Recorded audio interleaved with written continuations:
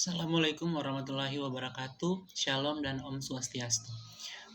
Perkenalkan, nama saya Abdul Galib, NIM 8596414888. Saya akan membawakan gagasan mengenai COVID-19. Kita sudah mengetahui bersama bahwa pada saat ini kita bersama-sama sedang dilanda wabah COVID-19. Beberapa bahayakah COVID bagi kita? COVID-19 dapat menyebabkan gejala ringan hingga berat sekitar 80%. Kasus dengan gejala ringan, pilek, sakit tenggorokan, batuk, dan demam dapat pulih tanpa perlu perawatan khusus. Namun sekitar 1 dari setiap 5 orang mungkin akan menderita sakit yang parah seperti disertai pneumonia atau kesulitan bernafas yang biasanya muncul secara bertahap. Orang yang berusia lanjut dan orang-orang kondisi medis yang sudah ada sebelumnya seperti diabetes, tekanan darah tinggi, dan penyakit jantung, paru-paru atau kanker, mereka biasanya lebih rentan untuk menjadi sakit parah. Melihat perkembangan hingga saat ini, lebih dari 50% kasus konfirmasi telah dinyatakan membaik dan angka kesembuhan akan terus meningkat. Beberapa langkah yang bisa dilakukan untuk mencegah infeksi virus corona diantaranya. 1. Mencuci tangan dengan benar.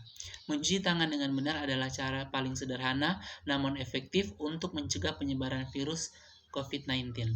Cucilah tangan dengan air mengalir dan sabun setidaknya selama 20 detik. Pastikan seluruh bagian tangan tercuci hingga bersih, termasuk punggung tangan, pergelangan tangan, sela-sela jari, dan kuku. Setelah itu, keringkan tangan menggunakan tisu, handuk bersih, atau mesin pengering tangan. Jika Anda adalah pekerja komuter yang berada di dalam transportasi umum, akan sulit untuk menemukan air dan sabun. Anda bisa membersihkan tangan dengan hand sanitizer. Gunakan produk hand sanitizer dengan kandungan alkohol minimal 60% agar lebih efektif membasmi kuman. 2. Menggunakan masker. Banyak yang menggunakan masker kain untuk mencegah infeksi virus corona. Padahal, masker tersebut belum tentu efektif secara umum. Ada 2 tipe masker yang bisa Anda gunakan untuk mencegah penularan virus corona, yaitu masker bedah dan masker N95. 3. Menjaga daya tahan tubuh. Daya tahan tubuh yang kuat dapat mencegah munculnya berbagai macam penyakit. Untuk menjaga dan meningkatkan daya tahan tubuh, Anda disarankan untuk mengonsumsi makanan sehat seperti sayuran dan buah-buahan, dan makanan berprotein seperti telur, ikan, dan daging tanpa lemak. 4. Menerapkan physical distancing dan isolasi mandiri. Pembatasan fisik atau physical distancing adalah salah satu langkah penting untuk memutus mata rantai penyebaran virus corona. Hal ini dapat dilakukan dengan cara tidak berpergian keluar rumah kecuali untuk keperluan yang mendesak atau darurat, seperti berbelanja bahan makanan atau berobat ketika sakit. Pembatasan fisik juga dilakukan dengan cara menjaga jarak minimal 1 meter dengan orang lain dan saling menggunakan masker, terutama saat beraktivitas di tempat umum atau keramaian. Kelima, membersihkan rumah dan melakukan disinfeksi secara rutin. Selain kebersihan diri, menjaga kebersihan rumah juga sangat penting dilakukan selama pandemi COVID-19 berlangsung.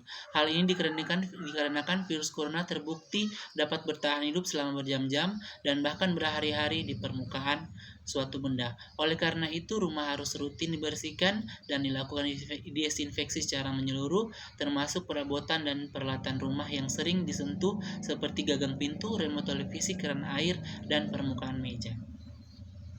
Selain beberapa cara di atas, kini COVID-19 juga dicegah dengan pemberian vaksin COVID-19. Agar vaksin bisa bekerja lebih efektif, ada beberapa hal yang perlu Anda lakukan sebelum dan setelah mendapatkan vaksin COVID-19.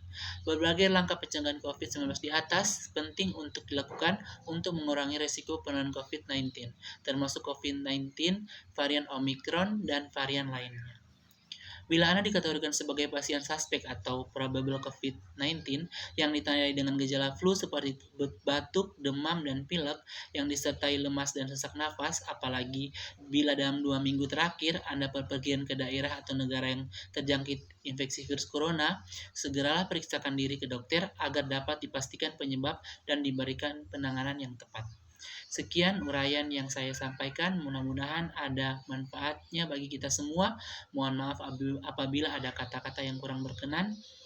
Saya akhiri, wabillahi taufiq walhidayah. Wassalamualaikum warahmatullahi wabarakatuh. Shalom dan Om Santi Santi Santi Om.